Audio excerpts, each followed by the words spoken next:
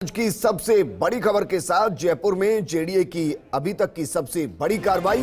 बेशकीमती जमीन पर जेडीए ने कब्जा लिया है। मल्होत्रा नगर 1D रोड VKI में स्थित है यह बेशकीमती भूमि।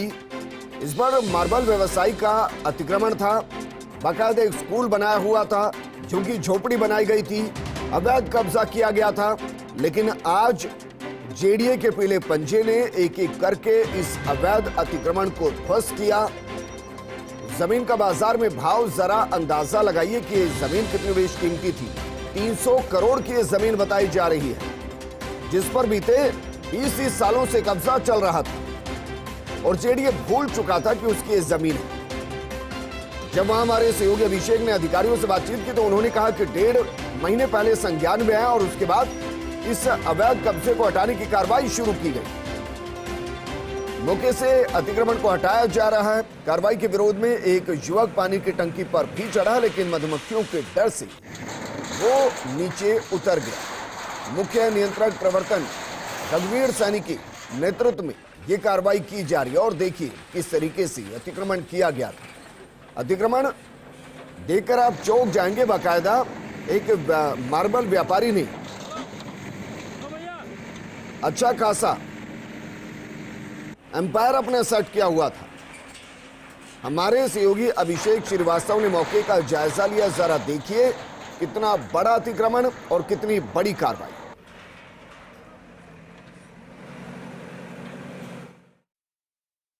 यहां विश्वकर्मा औद्योगिक क्षेत्र स्थित मल्होत्रा नगर में बेशकीमती जमीन है, जिसको जेडीए की ओर से खाली कराया जा रहा है। ये जमीन करीब 12 बीघा है और जिसका बाजार भाव 300 करोड़ रुपए बताया जा रहा है। आप देख सकते हैं कि इस जमीन पर ये जो 40 से 50 साल पुराना कब्जा था, इस पे स्कूल भी बना हुआ था और इस स्कूल को खाली कराया है, बच्चों को हटाया गया है, सबको हटाया गया है और अब इसको तोड़ने की कार्रवाई चल रही है। इसके अलावा आप देख सकते हैं चारों तरफ किस तरह से दूर दूर तक ये जो जमीन है इस पे किस तरह से कब्जे हैं।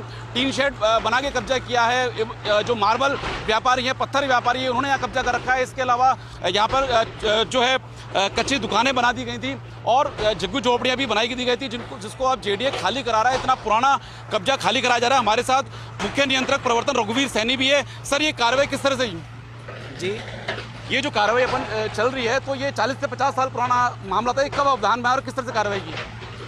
देखिए, फिलहाल तो करीब 1.25 महीने पहले हमारे अवधान में आया था। हमने पूरा इसका रिकॉर्ड पता करवाया, इसका पीटी सर्वे जोन उपायुक्त ने करवाया। 15 जो अतिक्रमी थे उनको चिन्हित करके और उनको 72 जेडीए एक्ट के नोटिस दिए जाकर के पूरी विधिक प्रक्रिया अपनाई गई। वस्तुतः ये 1997 में एसडीएम कोर्ट से, 1997 में RAA जयपुर के यहाँ से, रेवेन्यू बोर्ड अजमेर से और माननीय राजस्थान उच्च न्यायालय की सिंगल बेंच और 2018 फरवरी में डबल बेंच में भी अतिक्रमी की अपास्त करके अपीलें और जेडीए के पक्ष में ही फैसले हुए थे। और यहाँ तक कि फरवरी 2018 में माननीय राजस्थान उच्च न्यायालय के जो डबल बेंच का फैसला था उसमें अतिक्रमी के ऊपर 1 लाख रुपए की कॉस्ट लगाई गई थी। 2018 में अतिक्रमी ने SLP सर्वोच्च न्यायालय में दायर कर रखी है। किसी प्रकार का स्टे नहीं था। हमने अभी जो प्रक्रिया अपनाई, लोगों को पाबंद किया अतिक्रमण और अवैध कब्जे हटाने के लिए, उसने खाली कर दिए। उनमें से करीब 2 बीघा ज़मीन का हमने 4 नवंबर को अभी कब्जा लिया था। बाकी को हिदायत और पाबंद किया था अविलंब हटाने हेतु। इसी बीच में अतिक्रमी ट्रिब्यूनल जेडीए में भी गया, वहाँ पर भी स्टे नहीं हुआ और परसों के दिन सिविल कोर्ट जयपुर में भी गया, वहाँ पे भी स्टे नहीं मिला। सर, ये क्यों, किस तरह से इस ज़मीन को बताया जा रहा है कि 300 करोड़ की ज़मीन है? जी हाँ, ये बेशकीमती ज़मीन है। जैसा आप देख रहे हैं कि ये सेक्टर 9 से लगती हुई, विद्याधर नगर के सेक्टर 9 से लगती हुई है, जहाँ पे जो ऑक्शनरी होते हैं हमारे जेडीए के, वो 1 लाख, 1.25 लाख वर्ग मीटर में प्रति वर्ग मीटर के हिसाब से होते हैं। तो बेशकीमती ज़मीन है और करीब है, काफ़ी महंगी है, करीब 300। भविष्य में इस ज़मीन पर कब्जा नहीं हो, इसके लिए क्या उपाय किए जाएंगे? अभी आप देख रहे हैं कि हमारे यहाँ पे जेडीए स्वामित्व के बोर्ड लगाए जा रहे हैं, फेंसिंग की जा रही है। अब जो संबंधित शाखार ये हैं वो इसमें जो भी प्लानिंग ये करेंगे जेडीसी साहब के मार्गदर्शन में वो आगे इसका सदुपयोग सुनिश्चित किया जाएगा। इस जो देश कीमती जमीन है इसकी सुरक्षा के लिए बाकायदा जेडीए ने फेंसिंग शुरू कर दी है और जेडीए जल्द इस जमीन की प्लानिंग करेगा और प्लानिंग के बाद यहाँ पे प्लॉट्स का ऑक्शन किया जाएगा, क्योंकि कॉमर्शियल वैल्यू की ये जमीन है। इसके ऑक्शन से जेडीए को उम्मीद है कि उसके खजाने में 300 करोड़ से अधिक रुपए आ सकेंगे। कैमरा पर्सन इकबाल के साथ Abhishek Srivastava, first India news, Jaipur. और मेरे सहयोगी अभिषेक मौके से मौजूद हैं। अभिषेक, 300 करोड़ तो ये जेडीए के ही थे, उसके खाते में वो पहले से थी। मेरा सवाल यह कि जिन्होंने उस पर कब्जा किया था, अवैध मतलब गलत, कानूनन गलत, तो ये चिन्हित अभी तक हो पाया कि इन व्यापारियों के खिलाफ, जिन्होंने स्कूल बनाया, जिन्होंने झुग्गी झोपड़ियां बनाई, उनके खिलाफ जेडीए कोई कार्रवाई करेगा या नहीं करेगा? उनसे भी तो एक भारी भरकम पेनल्टी वसूली जानी चाहिए, जो 20 सालों से वो इस जमीन का इस्तेमाल कर रहे हैं।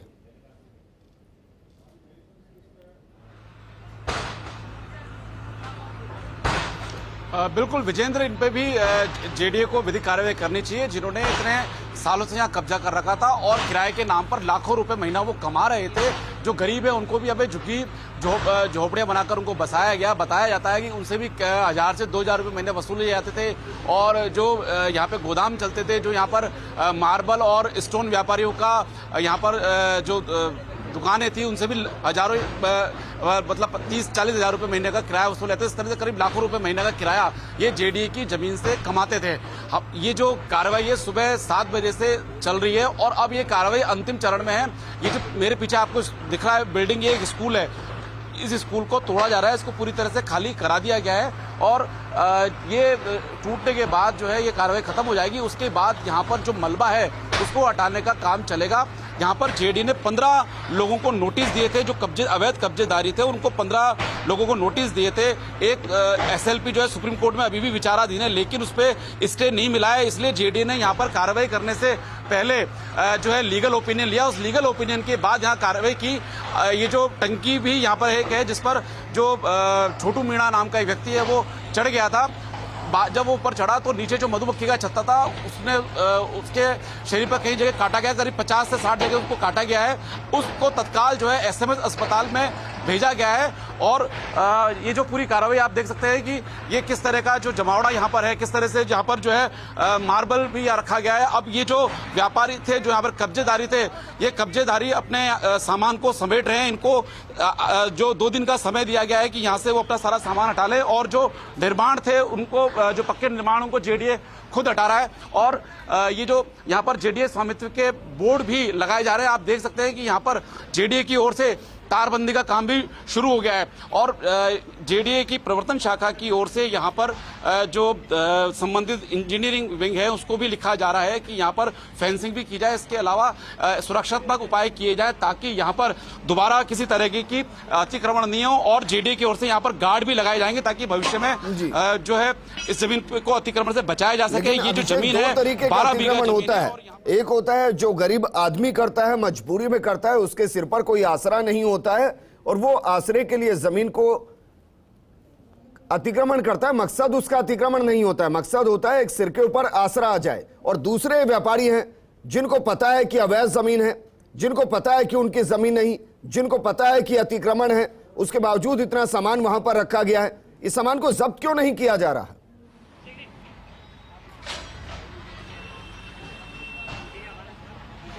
देखिए, जो सामान है, ये जो भूमाफिया थे जिन्होंने कब्जा किया था, उन्होंने इस जमीन को किराए पे उठा रखा था।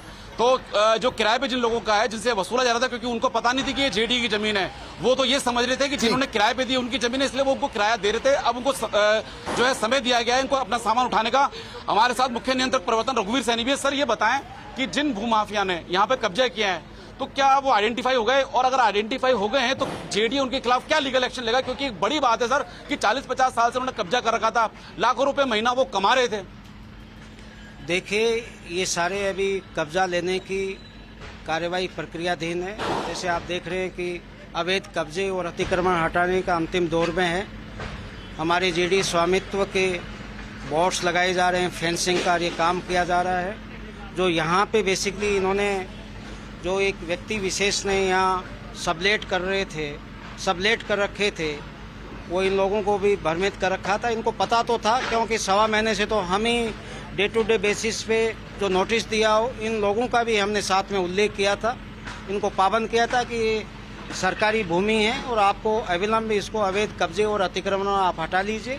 माननीय न्यायालयों में भी हर स्तर के ऊपर इनके खिलाफ फैसला गया है, जेडीए के पक्ष में गया है, तो इसलिए हम इनको ये अवधान में था।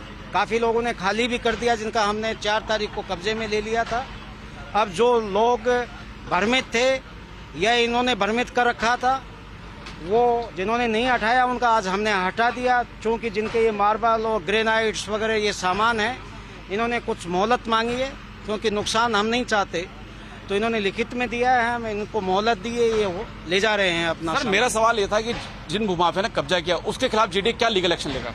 निश्चित रूप से जिन लोगों का है, माननीय सर्वोच्च न्यायालय में विचाराधीन है, ये विधिक राय प्राप्त करके और जो प्रभावी विधि सम्मत कार्रवाई होगी नियमानुसार, वो कार्रवाई सुनिश्चित की जाएगी।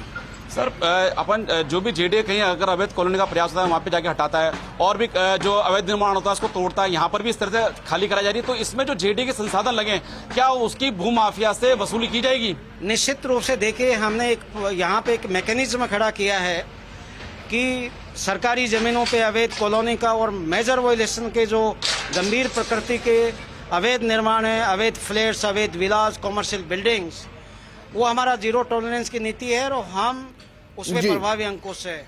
अभिषेक, शुक्रिया हमारे साथ जुड़ने के लिए।